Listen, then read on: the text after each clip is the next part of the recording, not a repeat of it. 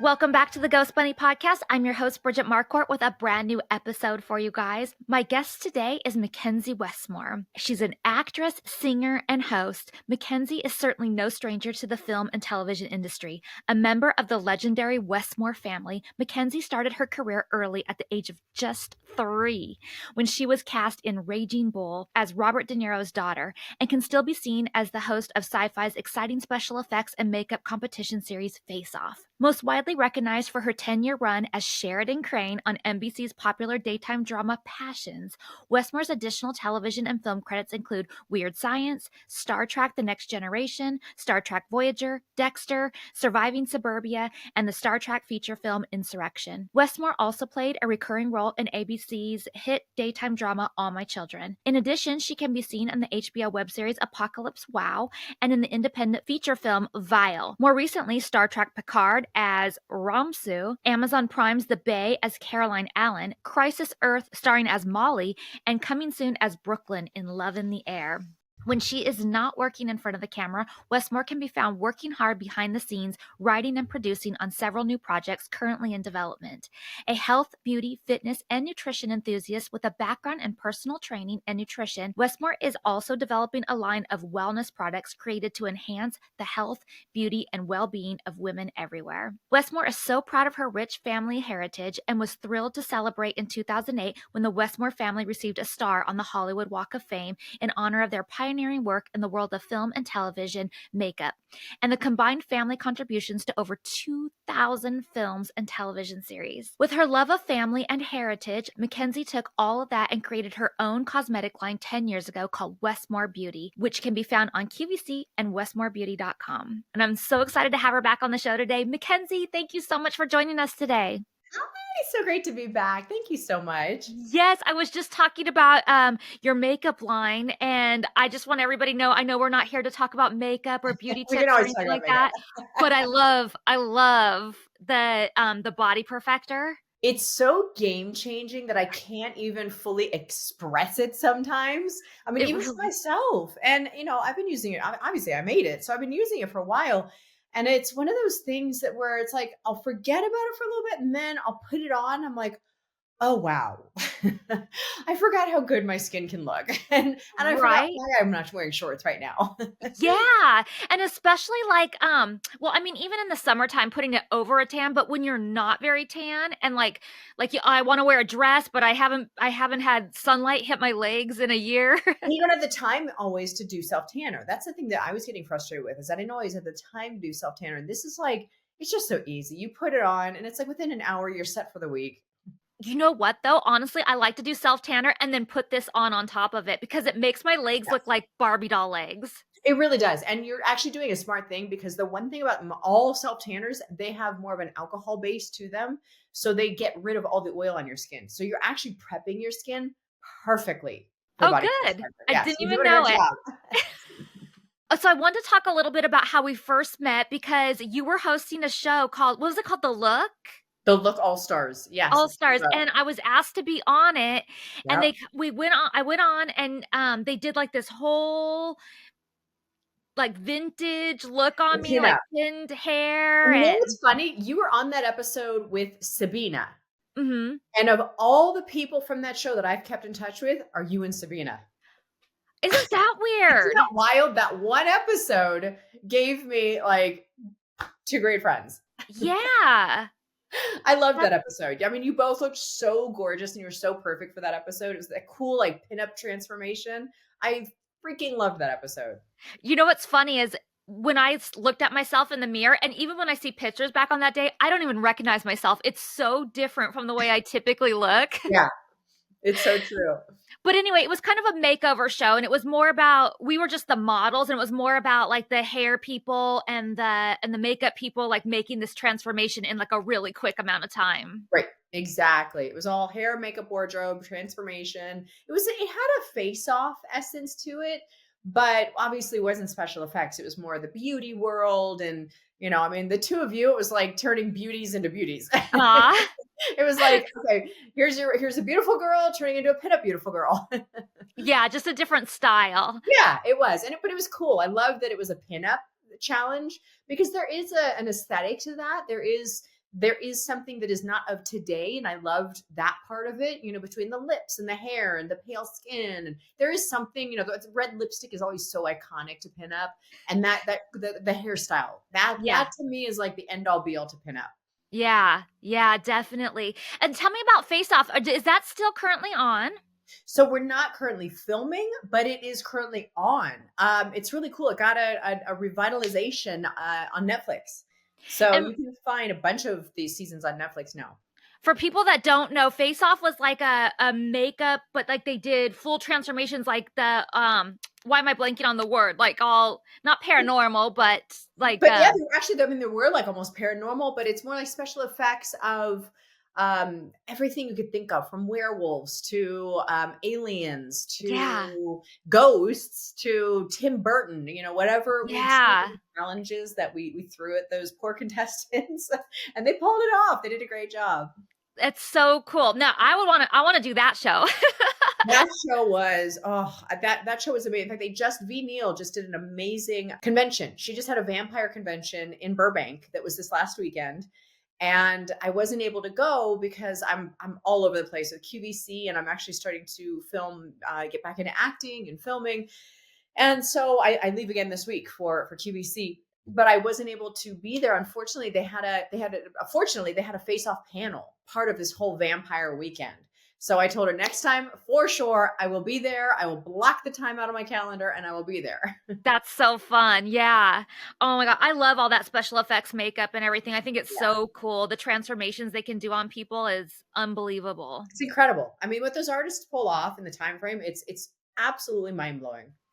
I'm curious, with your family's legacy in the makeup industry and stuff, did your family do any of the original, like Universal monsters and everything? So my family did work. My great uncle worked on Creature from the Black Lagoon. They did do a lot of the old ones, but more so, I would say, when you're looking back historically, they were more known for like Gone with the Wind, 10 Commandments, Breakfast at Tiffany's. Of Creature from the Black Lagoon was definitely one, but that they were kind of like more into the beauty space. Especially Okay. that also beauty space until with my dad. My dad was more special effects. Yes, he was with Elizabeth Taylor for 10 years, but he did 18 years of Star Trek. That's so crazy. Oh, he was with Elizabeth Taylor for 10 years. Yeah, No big deal. I know. I don't mean to just roll off like that, but it's like, I think because I've said it so many times, especially with Westmore Beauty, it's just now to the point where it's like, okay. But I think, did I read that they did do, one of your family members did Dr. Jekyll and Mr. Hyde? Yes, actually, yes, you're right. Yes. One of my great uncles. It wouldn't have been my grandfather. No, because my grandfather actually unfortunately passed away. He was juggling. I'm blanking on the one movie, but he was also doing Gone with the Wind. So 2 movies at the same time. And I don't know the full historical story, but from what I was told, Selznick would call him like every hour through the night with changes. Oh, God. And apparently he had a massive coronary heart attack from the stress. Ah. He died when my father was 1 year old. Oh, wow. Yeah. So we're very, very enmeshed into Hollywood history through life and death. Yeah. Did I ever tell you that Nick, my husband's grandfather, was Hal Roach? No, I never knew that. So his family's very enmeshed too. From same thing, yes. Laurel and Hardy. But like we all go together. Yeah. Laurel and Hardy, the Little Rascals. I mean, his grandfather probably knew your somebody in your family. Because I mean, the other thing too, they go all the way back to even Mary Pickford. Yes. They were my family was in charge because they started in hair. So they would curl her wigs every night. They created those like coil curls for Mary Pickford. That's so cool. That is so cool. It's springtime. It's the time of year we start thinking about sundresses, shorts, and oh my goodness, bikinis, which makes this the perfect time to refresh your meal routine with dietitian-approved recipes from Green Chef. It's perfect for supporting your wellness journey and getting you into that summer shape. Green Chef offers recipes that feature fresh, organic, seasonal produce and 100% responsibly sourced proteins crafted to help you feel and look your best. Plus, with the weather getting nicer, the last thing you want to do is be stuck in the kitchen cooking dinner. Green Chef makes it easy to spend less time in the kitchen and more time in the spring air with their new Heat and Eat meals. You can enjoy a delicious, wholesome meal in just 3 minutes. Plus, with 80 plus weekly options, Green Chef makes it easy to find meals that fit your lifestyle. Whether you're into Mediterranean flavors, gluten-free eats, plant-based meals, or protein-packed dishes, there's something for everyone, including options for gut and brain health, calorie-smart choices, and more. Whether it's a salad ready in just 5 minutes, protein-packed breakfasts, or a smoothie to fuel your day, Green Chef has you covered for the busiest days. Their meals are made with real, clean ingredients, so you can build lasting, healthy habits without the hassle. Plus, with week-to-week flexibility, you can adjust your plan anytime to fit your schedule. Make this spring your most delicious yet with Green Chef. Head to greenchef.com/50GhostBunny and use code 50GhostBunny to get 50% off your first month. Then 20% off for 2 months with free shipping. That's 50GhostBunny at greenchef.com/50GhostBunny. Well, speaking of filming and stuff, you said you're really busy and you were just in New Mexico. Yes. And you stayed at a very haunted hotel, and you said you were like, I don't know if I should give you the name because I don't know if it's out there, but you know what? I looked it up and there's all kinds of stories out there about that hotel already. Okay, because they made me feel bad. No, I was like, well, if it's truly a secret and there's nothing out there, I'll keep it a secret. Right. But then I looked it up and I was like, oh wait, it's known. Okay, good. Thank you so much for it. Because I thought I'd seen stuff online, but I'm glad that you researched it, because this was probably one of the first times you and I have talked about this, where I'm that person that's always looking for it and it never happens. This is one of those times where it was like, it happened. Like, oh, I can't wait to hear. So just to let people know, you were filming in New Mexico. You were staying at a hotel called the Hotel Parq Central. Yep. It's a boutique hotel that offers both historic elegance and contemporary comfort. The guest rooms, there's 74 of them, and 15 luxury suites and 3 cottages, and each is stylishly appointed. It opened in 1926, and the building was named Santa Fe. Oh, okay. When it first opened, it was the Santa Fe Hospital, and it was used for the treatment of employees of the Atchison, Topeka, and Santa Fe Railway Company. And in the 1940s, the hospital was renamed AT&SF Hospital, and later in the 80s, it was purchased by a group of psychiatrists and renamed Memorial Hospital. And then for the next 3 decades, it was a place where children and young adults suffering from mental conditions were treated. And it wasn't until 2010, after a huge $21 million investment and support from the city, that a different company, it's the Huning Highland Historic District Neighborhood Association, bought the hotel and opened its doors as a hotel. Yes. You want to hear what happened, what other people have reported before we hear your story? Yeah, please go for it. Okay. During an investigation in January 2011 by the Los Muertos Spirit Seekers, 3 team members experienced unexplained voices whispering close to their location. They also reported distinct coolness near their bodies and a sense of being watched. After reviewing their evidence, some of these experiences were captured on digital voice recorders. They also carried out the flashlight technique, an attempt at communication with the spirit that involves the answering of questions through turning on and off of the flashlight. This was a success, with several responses captured on video. A one-time psychiatric hospital and continued cultural icon in the area, the Hotel Parq Central has decades of history, with many reports of the paranormal throughout the years. Several of these incidents occurred during the time the building was known as Memorial Hospital, and many patients have had their own experiences, including the sighting of apparitions. The top floor on the right wing is where a woman apparition has been watching people in the hallways. Patients also reported having their bed sheets pulled off them in the middle of the night, and they said they were so traumatized by some of these events in the once hospital that once they were discharged, they continued to suffer from nightmares from the building. Wow. Patients were not only the ones to experience things that couldn't be explained. The staff of the hospital did too. They would often have the sensation of being watched, as well as hearing something whisper in their ear. The movement of objects and a general sense of heaviness throughout the building. That's crazy. So I wouldn't say that. Now, here's the thing. I was given fair warning by production when they checked me in, because I was there for 3 to 4 weeks filming a movie. So I was there for a while, and I had a, beautiful suite that had like a little living room, bedroom, not kitchen, right into the bathroom. And they warned me going in there, like, at first they're like testing the waters of like how I was about this stuff, and said, well, there's some history to the hotel. And I was like, please tell me it's haunted. Like, it was the first thing out of my mouth as I got off the plane. And they're like, oh, okay, we can tell you, we can talk to you now. Oh, good. So apparently one of the production people, I won't name names, but their great grandmother, I think it was admitted in that one of the rooms in the site of the psych ward. Now, mind you, this same person told me that when they went to check in one of the actors of the movie, what happened? Something happened where the emergency lock was locked from the inside of the room and they couldn't get into the room. So how do you, like, there's no way to like lock you got to be inside the room to lock the emergency. So that was one thing that I was told about, and like little things like that. But nothing serious. So when I checked in, I wouldn't say I felt a sense of heaviness. There was an interesting feeling. There definitely is something you feel when you walk into Hotel Parq. And going in, I didn't want to just like walk up to the front desk and just be like, hey, be that weirdo.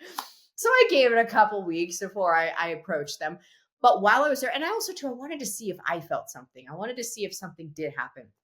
And I did post on my TikTok. I can send you a link to it when we get off, but I'll send you one thing that where I finally was like, okay, I gotta post on this. I gotta do like I have to record this because this is just like too much at this point. So what was happening is because as you walked in the room, I had this like sitting area, and I'm a snacker. I like my Diet Cokes. Like I like my stuff at night sometimes when I'm just like chilling, relaxing.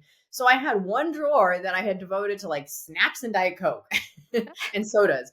And I get into the room, I get everything situated, I go to bed, and I just keep hearing this drawer open and closing and open and closing. I'm like, okay, here we go. So I go out, and sure enough, the drawer is just open. One drawer, nothing else. And so I close it, I go back to my room, it starts up again. And I let it go. I let it be. I always sleep with earplugs and a sound machine anyhow. So I'm like, whatever. Okay. So next morning I wake up, it's open again. So as I because I knew the history, and I knew that the last thing that it had been was I knew the children's hospital, but I also knew a psych hospital. So I didn't know who I was dealing with, but I'm very respectful of energy. I'm very respectful of, especially when it's not my place, when it's not my home. I'm like, so what happened is I basically, after a couple of days of dealing with this, I just kind of had, this might sound crazy, but I had a talk with the ghost. And I just said, listen, I just want you to know, I'm simply visiting here. This is your place. I respect that this is your space. If you could please just do me a favor, because I'm working really long hours right now. If you could please just do me a favor and keep that drawer closed, because it is a little frustrating to hear it opening and closing and to get around this room when it's open. It stopped. After I had a good little chat with whoever, and I feel my gut is feeling it was a little boy. Okay. That's the sense that I was getting. And it's giving me goosebumps right now, Tiger. Well, he just wanted your snacks. And that's what somebody said to me on my TikTok. They're like, he just wants to get your snacks. So that happened. And then I think because I feel like I developed a friendship, if you will. I remember one day, because it was in December of Albuquerque, New Mexico. It gets cold in Albuquerque. I don't know if people realize it gets freezing cold. And we were filming outside till like midnight. And I remember leaving my hotel room at I got picked up at like 10 a.m. that day, 10 a.m. And as I got picked up and I'm in the van driving to set, and I knew we were filming outside all day. I had all my thermals and everything on. I was like, oh my goodness, I forgot to turn on the room heater. I'm going to go back. It's so cold. And so I'm thinking this in my head. Didn't tell anybody. Didn't tell production. Didn't like say anything. I'm just like dreading going back to my room that night. I get back to my room. The heater was on. So I really felt like whoever this spirit was looking out for me and wasn't trying to get to my snacks. Was more like, hey, you haven't eaten all day, which I hadn't. Get something to eat before you pass out, because I'm known for that. That's happened many times to me. So I really feel it was more like there was somebody looking out for me. And I just kept acknowledging it and saying thank you, whoever you are, thank you for looking out for me, and had Yeah. a wonderful stay there. So, long story short, that was like the biggest thing I would say that happened to me. The only other thing that happened was one annoying thing. Whenever I travel, if I can't get down to the gym, if I don't have time to like get to whatever gym is there, I'll bring bands with me. And you know how you can hook them in a door and close the Mhm. door? So the door had no lock on it. Zero between the bedroom and the living area. So I hooked it in, locked that door, was still opening, closing, doing my exercises. It locked. And I had to get ready and get to set because on the other side of the door was the bedroom and the bathroom. So I'm like, come on, please don't do this to me right now. So I called down, maintenance had to come up and they're like, yeah, we deal with this a lot. I'm like, okay, said nothing still. Finally, I would say a couple of days before I was checking out, I went to the front desk and I said, I just got to know what is the deal here? And they said, we are not allowed to speak about it. The owner is the only thing we're allowed to say, according to the owner, is the only spirits that live here are up on the rooftop lounge in the apothecary where they serve drinks. Mm. So I had to just leave it at that. And it was what it was. And I enjoyed my stay. It was a beautiful hotel, to be honest with you. Nothing negative. It just was, it was what it was. And I had a great time. Yeah. My little ghost friend. It's always such a bummer to me when hotels don't wanna talk about it. Like, Yeah. they think it's a negative, and I mean, I get it, not everyone believes or some people are afraid or whatever, but I feel like there's so much more positive that can come out of it. There is, and then they did admit to me that there have been very well-known ghost hunters, if you will, that have offered a lot of money to investigate this place, and they turn them down every single time. I don't know Interesting. why. I agree with you. I would think it would only be a commodity, and if you're getting paid, like, but I guess they feel like they will lose um, patrons, and I still don't understand that. I mean, I I don't know. Maybe they did the numbers and they felt they would lose more than gain. I don't know. I wonder, so almost every hotel has a story, I feel like. So I Yeah. I wonder if people really are like, "If I know that hotel's haunted, there's no way I'm staying there." I wonder if people actually, like, do that because I feel like they would be surprised to know that almost every hotel, even modern day ones, have a lot of stuff that goes down in them and are Yeah. probably haunted as well.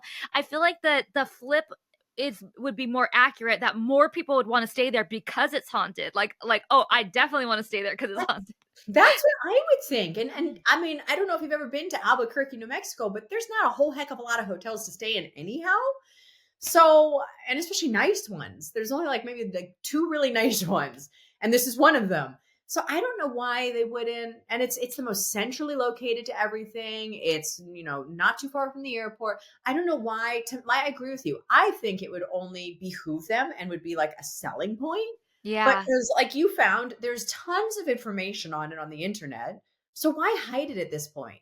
Why not Yeah. just embrace it? It is I what mean, it is. you don't have to advertise it. You don't have to be like, "Hey, folks, No. come stay at our haunted hotel," but, like, you don't have to, like, be like, "Oh, we can't talk about this either," you know? Yeah, exactly. I couldn't. I was really surprised when I was turned down and told, and it wasn't, they weren't mean, they weren't rude or anything. They were very sweet about it. They just said, we're not allowed to speak about it. Something about the owner does not want knowledge or does not want publicity on this side of the hotel. But to me, it's like, it's just a fact. It's Yeah. what the hotel is. Why run from it? Yeah. So you have been having stuff happen since you were little. Mhm. Can we go back? And I know we talked about that the last time you were on, but that was so long ago, and we're a new podcast now. Can you tell us a little bit about some of those stories? So one thing that I've come to learn and accept is that I'm an empath.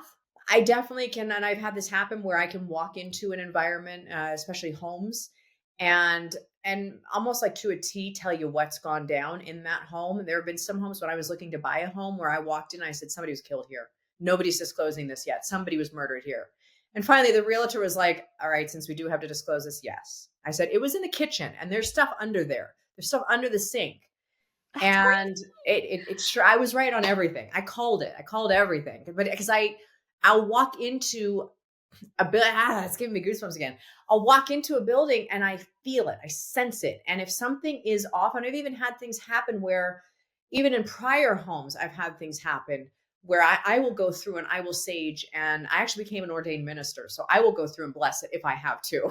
Because if I can't like get a pastor or somebody to come out to me, I'll do it myself. So, and I've had to do that because the home that I lived in Los Angeles when I was there, it was built in like the 1940s, I think. It was actually a voting poll. So it had its own interesting history. But yeah, this has been going back since I was a little kid. The first thing that happened was I was drawing on a piece of paper, just scratching out a dark figure. No features, nothing, just a shadow. And my mom saw me and she was like, "Honey, what are you drawing?" And I said, "It's the man I see at night." Like, what parent wants to hear that? So my mom, she's an amazing woman. She was born in St. John, Newfoundland. You know, her own childhood, like she was sent to school with breadcrumbs in her pocket so that the fairies didn't take her while she walked through the forest. Like, Oh, this is wow. the belief that my family comes from. You know, long line of psychics, long line of tarot readers. Oh, So wow. she very much, she believed in what I was saying. So she did history on the house. She did some background checking. Come to find out that where I was seeing, because when I would go to sleep at night, right in front of me, I would see this figure walk in front of me, and he'd walk like this and then just look at me like this and then just keep going and then go into the wall. And when she did research on the house, she found out that the man that built the house in the 30s or 40s had committed suicide and hanged himself right where I was seeing this. So she then pulled in a pastor, had the house like officially blessed, and it never happened again. That was it. Wow. And then we all did have experiences in the house. It wasn't just that. Like my brother, one time, the door just kept creaking open, and my grandfather had recently passed away at the time, and his nickname was Gang. And he said, you know, "Gang, please stop. I'm trying to sleep," and it stopped. So things like that. You know, I know to this day I'm still surrounded by my grandmother. At the time, I would smell the perfume. So yeah, since I was a really little kid, things would happen, and even down to, I don't know if you necessarily really consider this paranormal or not, but something of another world where I will have dreams. And I remember having a dream one night. This is just giving you an example. Having a dream one night, my mom was driving me to school, and I was like 9 or 10 at the time, driving me to school. And in my dream, when the light turned green, she went forward and we got T-boned and we were killed. And so we're driving to school that morning. I completely forgot about my dream. We're driving to school. I see the light start to turn green, and I literally like slammed my hand across her and screamed, "Stop." And when I did that, a car ran the red light. Oh, I just got a chill. Things like that have happened to me my whole life. And I tried to like, I don't want to say ignore it, but there are moments where I'm like, I don't want to deal with this right now. But you can't ignore it. I mean, it Yeah. saved your life before. Yeah. And I can't. And that's also, I mean, you'll see a cross. I mean, I'm a Christian, but you'll see a cross on me 9 times out of 10, just especially if I'm dealing or talking about something of the other world or of the other side, because this is my protection. Like I can't watch certain movies even if it's dealing with something satanic, or if it's dealing with something that could, because I do feel like I am a vessel. And I do feel like sometimes I know that I have to protect myself. When I was filming in an abandoned hospital, not the one in New Mexico, this was years ago, filming a show called The Bay. And we were filming in Los Angeles in an abandoned hospital. And I told them, I said, "Okay, if you don't want to see my cross as the character, I'm tucking it in." And I'm actually contemplating getting a tattoo at this point, because I always like, I can't, even when I go in for surgery, my husband has to like draw, like paint with like the Sharpies that don't go anywhere across on my arm, because that's just me. That's just the person that I am. So I'll tuck it in if I have to, but it's my form of protection. You know, I'll always say a prayer, and it's my form of protection. And then I'll go and investigate these things, and I'll try to find the dark. What hospital were you filming at in LA? Was it Linda Vista? I think in Boyle Heights? I think it was Linda Vista. It's still operating as a hospital. It wasn't I'm sorry, it wasn't abandoned. It is still an operating hospital. I don't think it was Linda Vista. No, but I have been there. I think this one was like Van Nuys or. Oh. Burbank. Well, I was just curious because Linda Vista, it was an abandoned hospital where they used a lot. They did a lot of filming there. I Yeah. mean, even Nick, my husband, he filmed like a music video there and some TV shows there and stuff. Like it's been used a lot. But then they put it into senior like Section 8 housing now. And I'm Wow. so bummed because I never got to go and check it out or investigate it. Yeah, that's another amazing one. Although that one I had nothing happen, and that was frustrating because I was filming Face Off there, and we were there at like 3 o'clock in the morning, and I'm like, can't somebody come like walk around with her? And they're like, I was like, well, I don't want to go by myself. Like, The spirits there were like, I don't know, you guys are scary. What are you doing over there? exactly. I think they're more scared of us. That's almost how I felt. You know, this other hospital. The crazy thing with this other hospital was that it was still functioning while we were filming. It just happened to be the floor that we were on, the wing we were on, was a former children's hospital. Okay. And I have videos of this. I don't know if I ever posted them. And if I didn't, I'll just send them to you. But I took it upon myself. I had like a 5-hour break and I was like, I'm just not going to sit here. I went and found a security guard and I asked him, I said, can we talk really quick? And he took me into rooms that hadn't been, there was one we went into that hadn't been open since like 1981. That was a children's recovery room. And sadly, the child had been abused so horrifically, died in the room. Oh. And they said, you know, you'll see things and you could still see it in the dust, like footprints. It just was like, just terrifying, just so incredibly sad. Yeah. But what was crazy is that as we're filming on this ward, this abandoned ward, the hospital is still going on. And sometimes we would hear like, you know, code red, code blue, like, and all of a sudden they'd say, okay, holding on production. And then somebody that was like dying is being gurneyed past us. I'm like, what is going on right now? Yeah. It was crazy. That was probably one of the craziest filmings I've ever had. Definitely would be. Speaking of like feeling energy when you go places and stuff, I think we talked about this the last time you were on the podcast, but antique stores. Ah, yes. You and I did talk about this. Because I can't do them. I even just walking by, the smell and the feeling that I get from like just being out front of them. Nope. And some people don't know what I'm talking about the smell, but it's a very distinct smell. I know exactly what you're talking. Is it almost like a musty, like Yes, dirty? musty and dusty and Yeah. like old. Old, yeah, almost like moldy. Yeah. And so people are like, oh, you don't love antique stores? And I'm like, I mean, I think people have cool finds that they get at antique stores. And I wish that I liked going and doing that and buying like some amazing mirror or something like that, like ornate and everything. I would love that. But like, I don't even want to go in. Now, it's not so bad to where I can't go in. I can go in. But the whole time I'm like, it smells really bad in here. And I don't like that spot over there. And you and I are exactly the same. And I know we talked about this once before, but it's tough because my husband loves antique stores. And I'm like you, I'll go in, but eventually I'll feel like I'm going to throw up.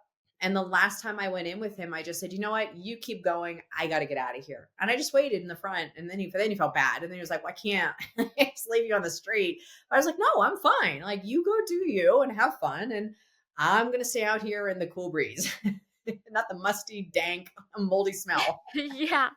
It's funny. There's I haven't been, but there is an antique store in the town I grew up in, which is a pretty small town in Northern California, and it's super haunted, and there is a group of investigators that do investigations there, and they've invited me, and I'm like, this will be interesting because I'm weird about antique stores anyway, and then it's known to be haunted for sure, and they do investigations, so this will be an interesting mix. Oh, are you going to do it? I want to, yeah. Oh my gosh. That'll be incredible. I got to see that. We'll see how long I can stay. Yeah, exactly. I mean, that's what we need to do together. You and I should be like, see how long we can last. I see know. First. So you were talking about too how like all of your homes that you've ever lived in have been haunted. Is that still true today? Touch wood. No. This is the first home. And I don't know if it's because I live in Las Vegas now and they're newer homes. Now, Mm. granted, that doesn't mean something could have, nothing could have happened before, but thank God, like this is the most pure, clean home I have ever felt or been in. From the minute I walked in, it was like, I can live here. Oh my God, I can live here. The only thing I would say that's happened, and I know I mentioned this to you when you and I were chatting before, the only thing I'll say that has happened, sadly, my husband's first, it happened in November around Thanksgiving. His father unexpectedly passed away very Oh, quickly. And that was a shock. And then my husband, he was born in France, and that's where his parents were living. He went back to France for the funeral and to be with his mom. She wasn't doing well because they had been together. She and her husband were together not only as husband and wife, but also business partners for 70 years. Had wow. never been separated, never traveled apart, never did anything apart. So she just was not eating. She wasn't drinking. She caught COVID. And even though she got sick, but she had COVID before and she was fine. We really genuinely feel it was just the vehicle because she essentially died of a broken heart. Yeah. She could not live without her husband. And it's a beautiful story, but sadly, she passed 3 weeks later. Oh my God. So my husband had just gotten home from France, and then we get this phone call. And it's like this healthy woman that we just saw a photo of at Christmas dinner gone. And in between all of that, and I just, my heart bleeds for my husband because I can't fathom, and I don't want to, because I mean, thank God my parents are still around, and to lose them so close like that. And he was very close with his parents, and we all loved his mom and dad so much. But when his dad passed, I remember, he and his dad was a little bit of like, I don't want to say prankster, but it was always kind of like, nudging, needling at my husband. And they'd always kind of like, they'd butt heads once in a while. And they just were like sometimes, more like macho that way with each other.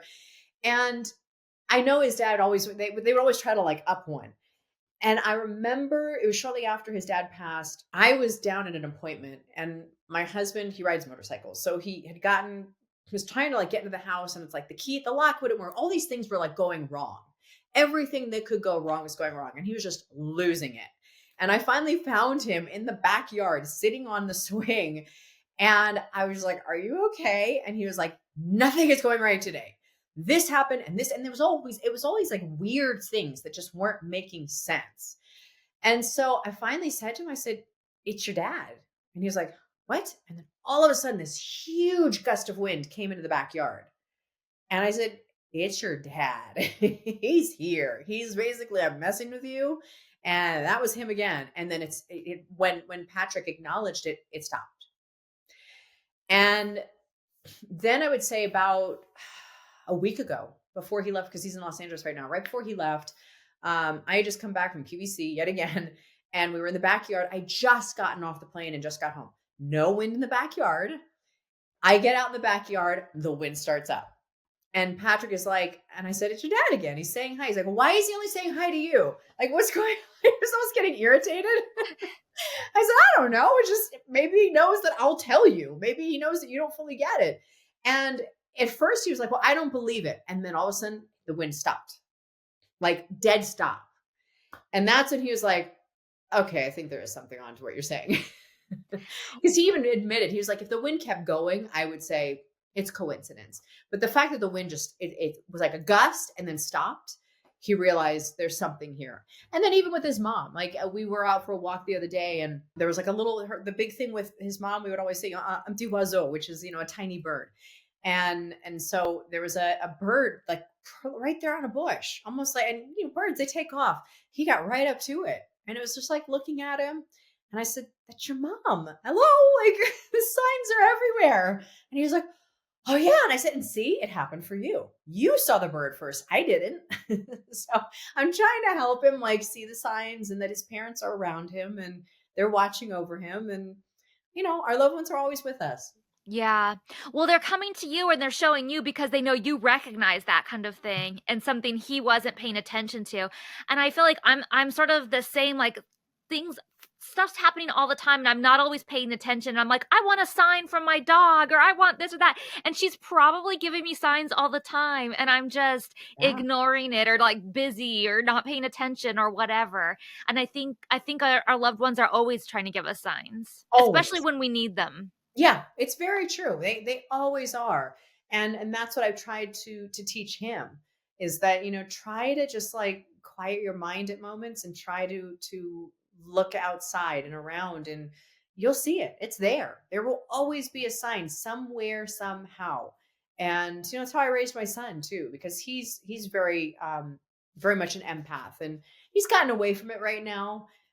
He's on his own path, but I have a feeling he'll come back to it at some point, because we've had experiences together. He's had things happen to him, where, he's felt the spirits. And so it's definitely in the blood. And you're right. I think they tend to come to me because I recognize it. Yeah, because calming your brain and paying attention is easier said than done for a lot of people. Yeah. I know it's way easier for me to say, "Oh yeah, you should do that," than to actually do it. It's just like there's so much going on, there's so much to think about, and there's just so much noise, you It's know? true. It's so true. And to be honest with you, I'm not good at that. I think it's just that because I'll get like messages, and I'll get the visual cues, I'll get the signs, and even if my brain is like I've got a million things going on, I think there's something where, I'll still it'll still come into me. And this is Yeah. where I know I've been told that it's in the family blood, and this has been going on for centuries. And like I said, I didn't know if I wanted to accept it at one point, but I finally just relinquished to it. I was like, okay, it's a gift. It's a gift. Yeah. Yeah, you're just more tapped in, I think, than the average person. Yeah, and I think, to be honest with you, I think we all have the gift. I think so, I yeah. think we all That's do. what they say. It is what they say, and I do believe that. It's just, how much do you want to work on it? And Mhm. I think it does come easier for some people than maybe others. Maybe some people have to work harder for it. For me, I found that it's not something I really have to work at. It's there. Like, even when Yeah. I don't want it, it's there. The dying of a broken heart type thing, I've seen that happen firsthand. I used to work in a cardiology office, Oh, and there were couples that would come in that had been together for so long, and one would die, and then one would die, like the next one would die like shortly thereafter. And it mhm. happened more than once, like enough to where it was like a pattern where we'd be like, oh, they died of a broken heart, even though the actual cause was something else. Like Right. we knew that no, that person was totally fine until that person passed, and it was a broken heart. And that's exactly his mom. We know beyond a shadow of a doubt, it was a broken heart. And sadly, with his dad had a stroke, and the hospital sent him home. And at first we were like, oh my, why would you send a stroke patient home?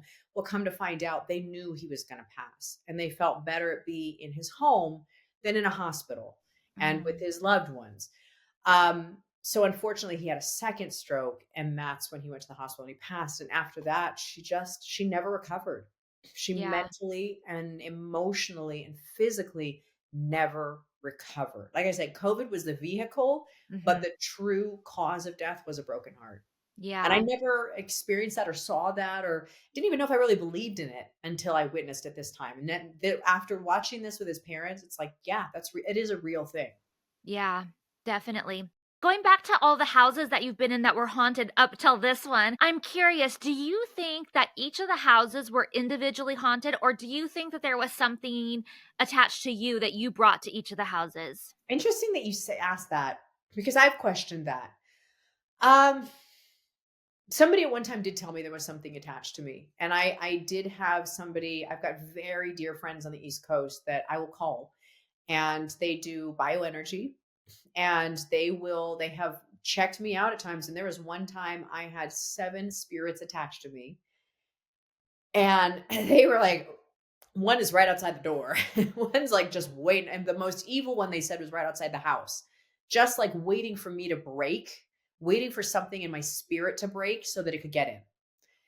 And these people have saved my lives. I mean, they really have saved. Lindsay and Willie are their names. And they've absolutely saved me, because ever since they did a cleansing on me, I haven't had it. And maybe that's why, because before I moved into this house, I had them do a cleansing on this house. I had them go over me again, because what they explained to me was that if you're somebody that is very spiritual, if you're somebody that is very open to these ideas, you're a conduit, basically. Mhm. And the more spiritual you are, the more of a believer you are, the more they're going to want to grab onto you. So when they explained that to me, it kind of made sense. And they said, listen, she even explained to me one time, it was during the pandemic. Because it was, in LA, it was treated very differently than like somewhere in Nevada.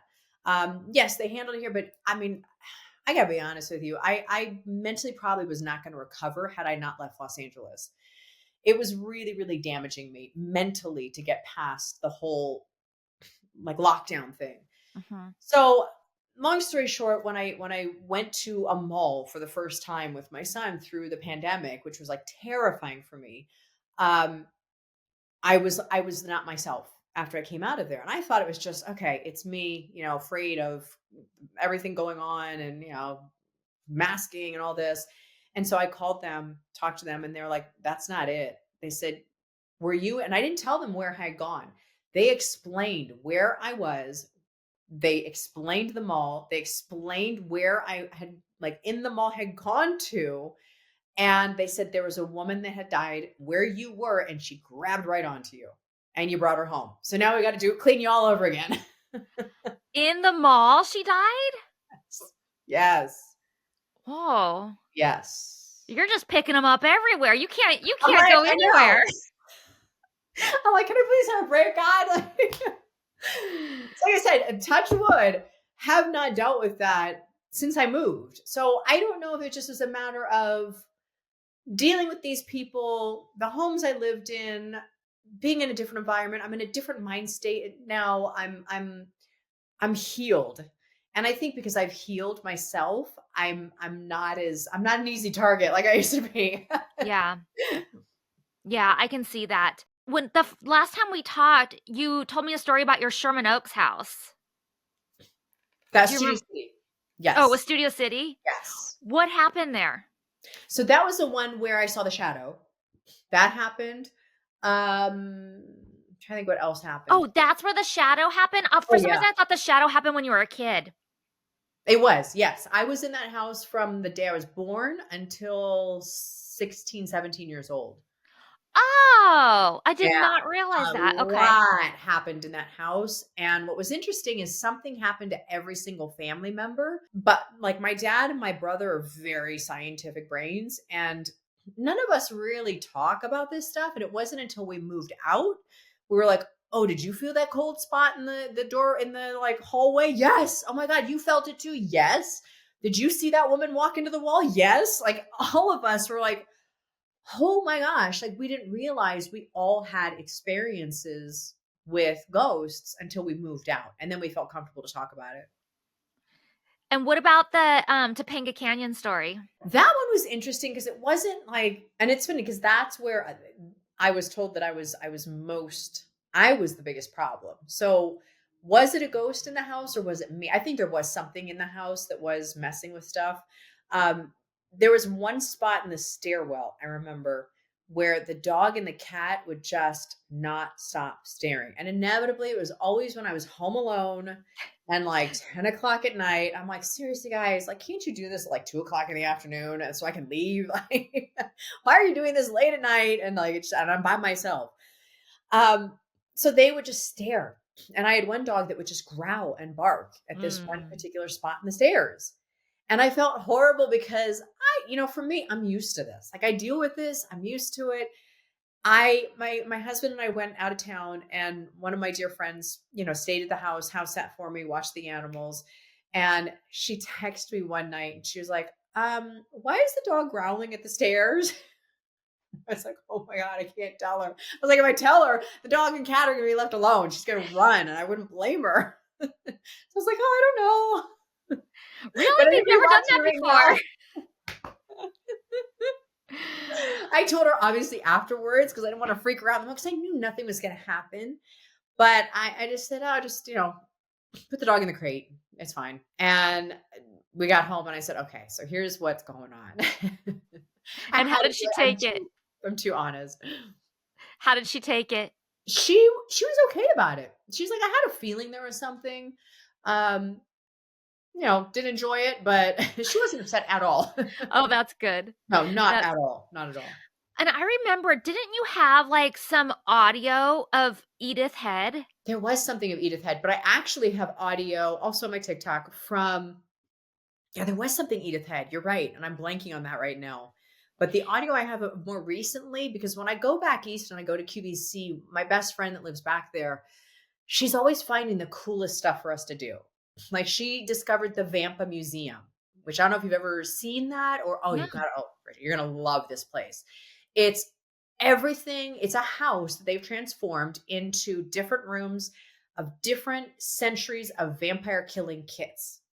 And at the very end of it, the message to it is we're not here to promote evil. We're here to show you that evil exists and we are to fight against it. As mankind, we are to band together and fight against. And it's all about the Holy Trinity and Christ and Mother Mary. So it ends beautifully. Where is that museum? That is in Doylestown, Pennsylvania. Oh. But she took me to the main prison of Pennsylvania where Al Capone was. Oh, Eastern State. Yes, thank you, Eastern State. And so she actually was the one that got a photo. And when she took the photo, we always like to put our photos on live. So then you can choose which frame you want. So she had the photo on live, but it still was just a photo. And when we looped it back to the live, when you push the live on it, you hear a voice. And it's still just a photo. There's no movement, but you hear a voice. And we're still to this day trying to figure out what it's saying. It sounds like picture, but I'm not sure. I don't know. And I can send you that link too. It's also on my TikTok, because it's just like so obvious that something was there with her when she took this photo. Yeah, that's so interesting. Eastern State is a cool Oh, spot. I want to go back so badly. I mean, the whole Al Capone thing is fascinating. I mean, and anybody that gets a chance to go there, I highly recommend visiting there, because that was fascinating to go see his holding space, and the fact that everybody thinks that it's so beautifully decorated because he had the money, and that's not true. It was more because he paid off other inmates, or I mean, yeah, he still used money, but or exchange. He would give whatever something of his so that he could have like a nicer bed, and it's actually a really nice looking prison cell. Yeah, I went there a long time ago. I was doing this thing with Yahoo. First I had an animal show with Yahoo called Animal Nation, but then they asked me if I wanted to do like this 6-part Halloween thing for them, and I was like, yes. And so Yes. we did 6 like spooky things leading up to Halloween. And one of the places they sent me was Eastern State Penitentiary, and we did the whole tour and everything. It was amazing. And even if you're not, well, I guess if you're listening to this podcast, you're into ghosts, but even if you're not, or you have people that aren't, it's a great place to go, even just for the historical aspect of it. That's And true. all the history and everything. But they locked me in Al Capone's cell for a minute, not a long time, but like, Yeah. locked me up in there, which was really cool. I'm so jealous. That is so cool. So I have a picture sitting in there like all Oh, that's locked in. so cool. But that place is crazy. And I unfortunately I just heard, and I don't know if this is 100% true, but I just heard from another guest that they don't like talking about their haunted history anymore. Really? That's what I heard. And it's crazy because they were like, they're known for it. They have a haunted attraction that they do every year, or used to do anyway, at Halloween time. So I thought they were really embracing it, but a guest recently told me that they don't anymore. So that's unfortunate if it's true. That is unfortunate. We didn't do any of the like guided tours or anything like that, so we didn't ask anybody. But that is unfortunate if all of a sudden they've changed, because like again, like the hotel, why run from it? Just embrace it. And it's an abandoned prison, for God's sakes. Right? Al Capone was held there. Come on. Nobody's trying to spend the night. Well, No. except for me. I do want to spend the night. Yeah, there's a lot that she's helped me discover over in Penn. Now she lives in Maryland, but she also, because my husband did the original Silent Hill and created Pyramid Head and all the like crazy, like creepy things. And there's a new one coming out. And so I told her, I said, I really want to go find, I'm blanking on what the town is called. Centralia? Oh yeah. Thank you. Centralia. We found the real Centralia. We found, Graffiti Highway. We walked all along. It is terrifyingly creepy, but amazing. We found one of the like water spots where it's just like this random water is and you could see too, because there's only 4 people living there because everybody's basically left. Mhm. And the 4 people that are living there, they know that there's a danger in living there because there is a gas that is released. They Mhm. refuse to move. And so I did notice that when we pulled up to get a photo of this one, like geyser that was kind of coming out of just small, got out of the car that it was one of the homes was like right there, and somebody came right on the porch and was just watching us. And I was like, okay, I think it's time to go. I don't want to get shot right now. I did not know anybody was allowed to still be there. 4 people live there. Wow. So just for the listeners, if you don't know, Centralia is a town in Pennsylvania, and a fire started, like it was in their garbage, Underground. I believe, right? And then it got underground, and they Mhm. cannot put it out. It will Exactly. burn. It'll burn indefinitely. Yep. So everybody had to evacuate this town. So it's kind of like an abandoned, well, not kind of, it is an abandoned It town. is. I heard that most of the buildings have been knocked down. Is that true? There's still some. There's still some that are, the windows are all broken out, but most are knocked down, but there are still some. There is still a gravesite, a cemetery that we went over to. There's still some things standing, but like Yeah. Graffiti Highway is really creepy and really trippy. And these 4 last people that apparently nobody was forced to leave, but they all left. Most left on their own accord. The 3 or 4 that are left, from what I was told, once they pass away, those homes will be demolished. Nobody's allowed to move into that area. Yeah. So it's a And trip I also highly recommend going to. yeah, and it's also super creepy because the highway that goes to it is closed off, and so I think you Yep. could still walk it, right? But you That's the one can't I drive walked. down it. That's the one Yeah, I walked. And and that's then highway. the steam and everything is coming up from under the ground, and so it's just got this all around creepy vibe to it. I've Yeah. not been, but I just know about it. It's amazing. It's an amazing trip to go on. Now, granted, yeah, it's in the middle of nowhere. And even when you start to like make your way to it, I remember there was this and again, I got photos of everything, but there was like an altar, this like weird altar where somebody had been killed, and but like big, and like I mean just like it just didn't make things weren't making sense. Like I get it, somebody passes away, you create like a little thing on the side of the road, but this was like a whole thing, Wow. and like painted, and it just I was like, that's odd. Okay, here we Yeah. go. Interesting. I need a friend like this friend of yours that wants to go on all these like creepy little Come join excursions. us. Come Yeah. join us. It's What every else have you Sunday. guys done? Oh, let's see. So we've done the Vamp Museum. We did Centralia. We did I'm trying to think what else. Eastern We, State. we did Eastern State. There was another museum. I'm blanking. It wasn't like anything like haunted wise, but it was like another museum to go into, more art, not art, but like woodworkings and like different artistic museum. Yeah. And there was one section that I thought was so fascinating where it was talking about during the revolution, because I'm fascinated by the American Revolution. Like I go to Valley Forge. Candace is my friend's name. And every time I go there, I'm like, please take me to Valley Forge, because I never have a car. So she always comes and picks me up. And I am convinced that I had a past life in Valley Forge. I'm convinced I was a soldier. Every time I go over to like the headquarters, I don't know, it's a whole other story, but I'm obsessed with Valley Forge. So we go into this one museum, and it's telling some of the story of Valley Forge and the American Revolution. But in particular, there were these 2 guys that started a little bit of a gang of anti-American Revolution, and they were Canadian. And what's interesting is, to this day, the Americans completely shut it down and think they were locked away for treason, but Canadians revere them. Canadians see them as people that were like, no, they were fighting against what should not have been fought for. That's how they felt. So it showed, as we left, it showed a photo of their tombstones and how there's a graveyard, and on the other side of the wall, they put their bodies. Oh. And so I took a photo of it, and we went to the people running the museum, and we said, where is this graveyard? And they're like, oh, it's like 5-10 minutes up the road. And we both were like, we're going. So we went, and I was able to match the photo up. and put photo by photo. And I took a photo of where I was. Sure enough, there's a whole graveyard and cemetery. And on the other side of the wall, out of disrespect, these two bodies were there.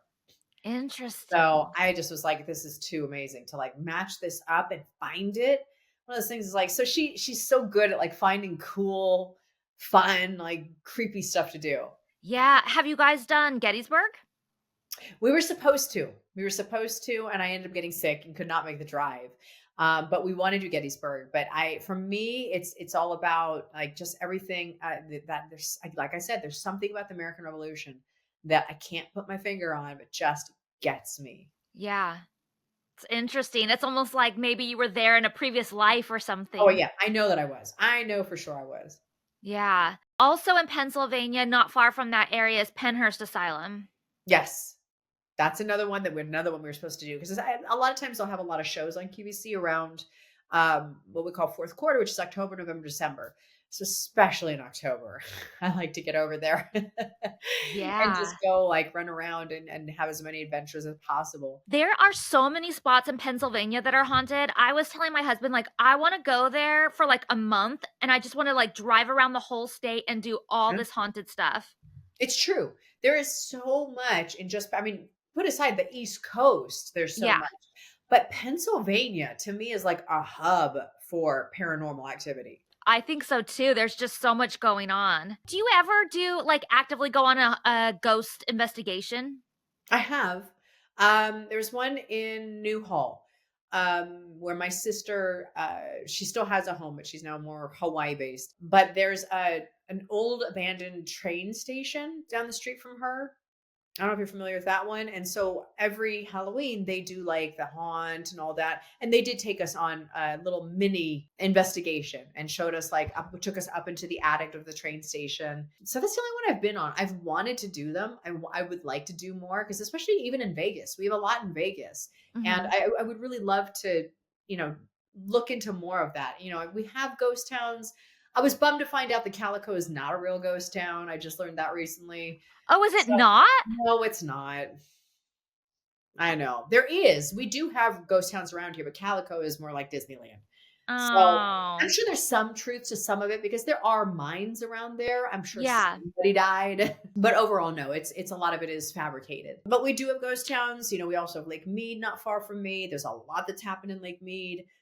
You got Hoover Dam, you got Boulder City, where a lot of people have, a lot of the builders of Hoover Dam lived and passed. So there's a lot of interesting history just around here. I'm learning that is surprising. I mean, even going to areas like Spring Mountain Ranch, people don't really know about. Mount Charleston is another popular one. So there's a lot. When people think Las Vegas, they always think the Strip, and it's not. There is so much outside of the Strip. Yeah. Yeah, there really is. Okay, I just have some roundup questions for you. Yeah. What would you say is the scariest place you've ever been, like paranormal wise? I would have to say that hospital that I'm blanking on, that I filmed the Bay in. Mm-hmm. That was probably the scariest, because it was dealing with the child abuse. And the fact that we were filming and it was still not even the filming side, because that happens, but the fact that it was still a running hospital. Yeah, such a being buried by us, and people were dying around me. So that was like, you're dealing with the past of death and the current of death. Right. So that was tough. That was a tough one. Yeah. Since you don't do investigating, you probably don't have a favorite tool, but I would say your favorite tool, I always say besides yourself, but yours would be definitely yourself. By my phone. I mean, I do capture a lot. I capture a lot of stuff on my phone. And that's why I try to post as much as I can. But yeah, I mean, I know you're right. Myself and my phone. Yeah, for sure. And then what would you say, because I know you've caught some evidence, what would you say is the most compelling piece of evidence that you've caught? Probably that drawer at Hotel Parq. That was something that was like so in my face. And it couldn't be denied. There was no way that you could say, no, could be this. I mean, they tried to. They actually did try to. The front desk did try to say, well, some drawers are a little stickier than others. I'm like, come on. I wasn't born yesterday. Like, that's funny. I mean, I remember them saying that to me. I'm like, okay, I'm in a brick wall right now. Like, I'm not going to get anywhere. You like go in there with a level and like check out there. I almost did. Oh my God, I almost did. I was like, do I go to Home Depot or Lowe's and go buy a level? You're like, nope, it's not that. It's level. I should And have then, just like gone back and been like, here's the thing. yeah. And we already talked about that you wear the cross for protection. Yeah.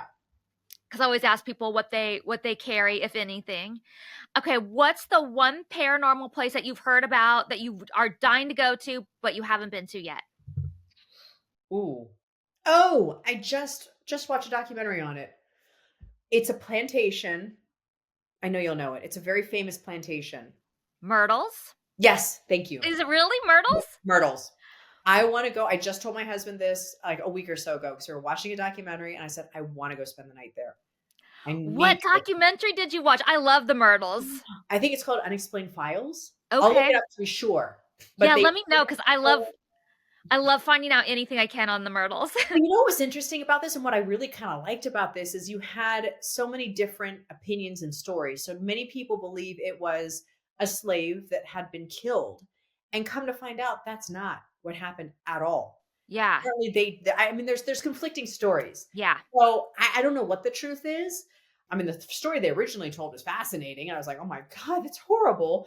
But come to find out that story of the slave that poisoned the family and killed the family, and then she was thrown in the body of water that's there apparently is not true.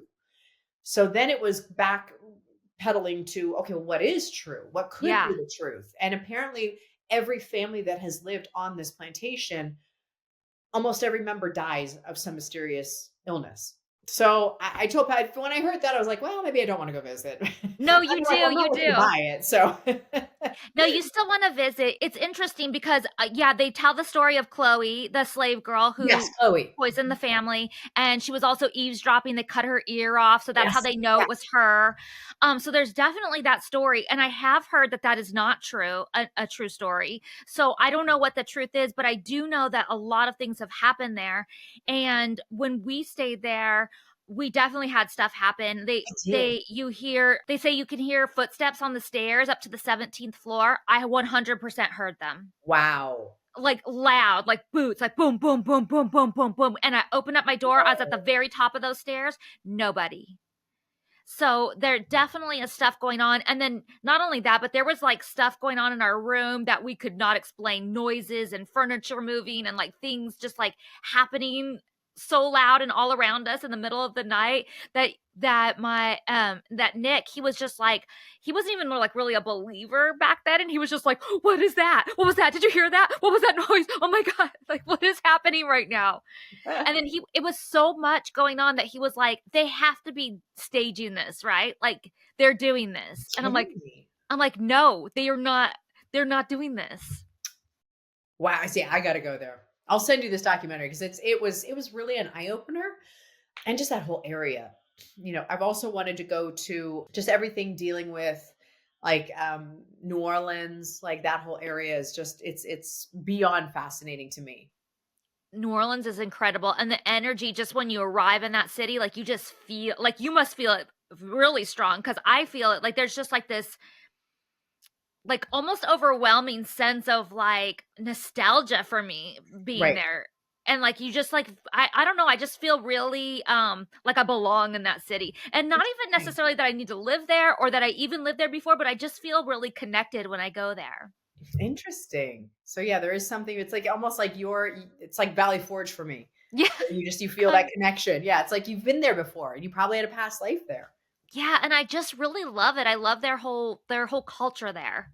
Yeah, I mean, I haven't been, but that's when you say. Oh, you haven't been yet to New Orleans? Oh my gosh. I want to go so badly. I wanted to go my whole life because I know they have the vampire tour. They have the cemetery. Like I want to do all that stuff.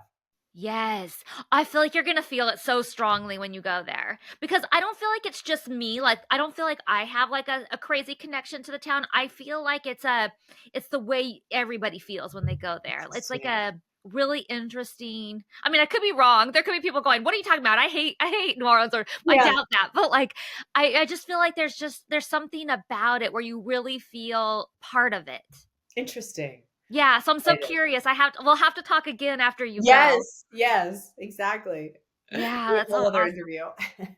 Well, thank you so much for coming on and sharing your stories. Thank Tell everyone you. listening how they can follow you on social media and buy your products and all that good stuff. Yeah, so I'm very active on Instagram under M Westmore, TikTok under M Westmore, and it's funny because I always keep my Instagram more like tailored and like buttoned up, where my TikTok is just like whatever, like anything goes on my TikTok. Facebook, McKenzie Westmore, X McKenzie Westmore, no E at the end because my name was too long. This is back when it was Twitter. Threads, everywhere. I'm everywhere.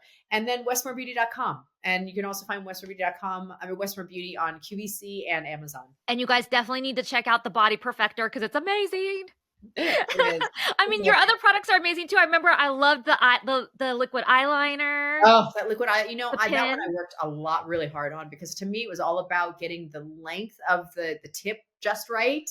It and really the amount is. of liquid to come out. Yes. I worked hard on that one. Yeah, no, I love your pin. Thank Well, you. I hope you guys enjoyed this episode of the Ghost Bunny podcast. Thank you so much for joining me on my spooky adventures, and I look forward to sharing a new ghost story with you each week. Please subscribe to our podcast so you're always the first to know when a new episode is out, and follow us on social media at Ghost Bunny Podcast on Instagram, at Ghost Bunny Podcast on YouTube, and every once in a while, I'm trying to put more stuff on the Patreon too. Thank you guys for being so patient with me, but it's patreon.com/ghostbunny. McKenzie, thank you. Thank you.